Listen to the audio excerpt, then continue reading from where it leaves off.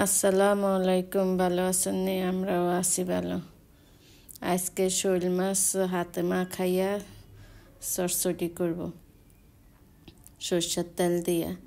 এইভাবে আপনার কাঁচা টমেটো দিয়া এইভাবে যদি আপনি শোল মাছ চটচটি করেন শীতকালে খাইতেই মজা, অনেক মজা হয়। এইভাবে সরষের তেল, কাঁচামরিচ, ধনিয়া পাতা, তারপরে রসুন বাটা, তারপরে আপনার কাঁচা টমেটোগুলাও একসাথে দিয়ে দিলাম। তা হয়ে আসলে ধনিয়া পাতাটা দিয়ে দিবেন।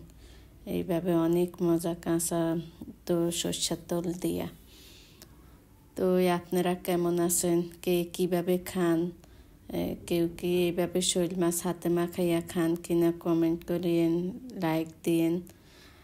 কেউ সবাই দেখে ভিডিও কিন্তু কমেন্ট করে না, লাইক করে না। আমি বুঝি না কমেন্ট লাইক কিনলেই করে না, কি টাকা খরচ হয়নি না আল্লাহ জানে।